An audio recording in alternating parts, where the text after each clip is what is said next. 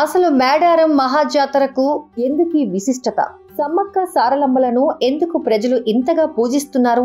వారి చరిత్ర ఏమిటి? ఇలాంటి ప్రశ్నలకు పూర్తి సమాధానాలకు ఈ వీడియోను చివరి వరకు చూడండి. మా ఛానల్ ను సబ్స్క్రైబ్ చేసుకోండి.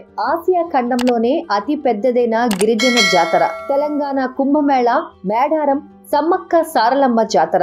ఈ జాతరకు తెలంగాణ రాష్ట్రం నుండి మాత్రమే కాకుండా ఇతర రాష్ట్రాల నుండి భక్తులు తరలివస్తారు. కాలినడకన, ఎడ్ల బండ్ల మీద మాత్రమే కాదు, హెలికాప్టర్లోనూ మేడారం జాతరకు భక్తులు వస్తారంటే జాతర ఎంతగా ప్రసిద్ధి చెందిందో అర్థం చేసుకోవచ్చు. తెలంగాణ రాష్ట్రం ఏర్పడిన తర్వాత 2014వ సంవత్సరంలో మేడారం జాతరను రాష్ట్ర పండుగగా ప్రభుత్వం గుర్తించింది. మేడారం జాతర కొనసాగుతున్న వేళ జాతీయ హోదా కోసం ఎంతో కాలంగా డిమాండ్ వినిపిస్తోంది. ఇక మేడారం జాతర చరిత్ర విషయానికి వస్తే, పూర్వం కోయిదొర మేడరాజు వేట కోసం అడవికి వెళ్లిన సందర్భంలో అక్కడి వారికి పెద్ద పులుల కాపల మధ్య ఓ పసిపాప కనిపించింది.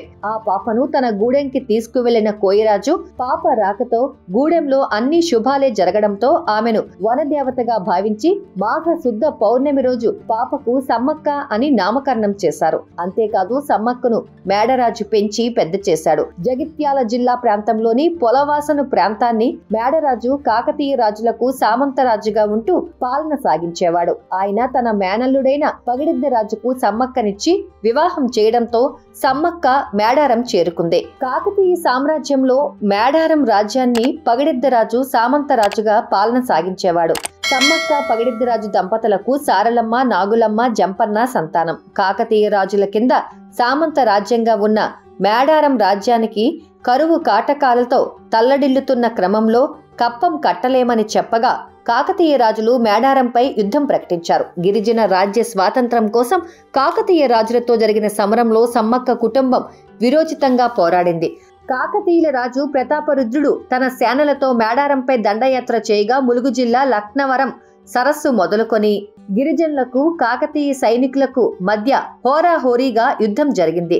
గిరిజనుల సాంప్రదాయ ఆయుధాలు అయిన బాణాలు, బల్లెలతో సమ్మక్క సేన విరోచితంగా కాకతీయులపై పోరాడింది. పగిడిద్దరాజు, సారలమ్మ, నాగులమ్మ, గోవిందరాజులు కాకతీయ సేనలు వెన్నుపోటుకు ప్రాణాలు కోల్పోయి అమరులయ్యారు. వారి మరణ వార్త విన్న జంపన్న శత్రువుల చేతిలో చనిపోవడం ఇష్టం లేక సంపెంగవాగులో దూకి ప్రాణత్యాగం చేశారు.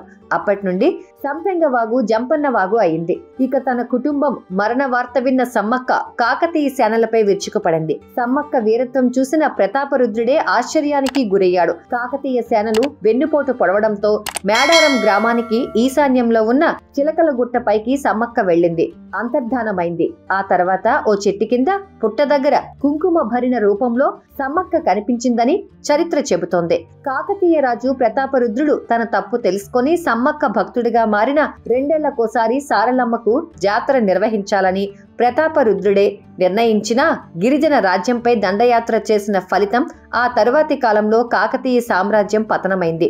ఇక అప్పటి నుండి ఇప్పటి వరకు 2 ఏళ్లకోసారి మాఘ శుద్ధ పౌర్ణమి నాడు భక్తి శ్రద్ధలతో సమ్మక్క సారలమ్మ జాతర కొనసాగుతుంది.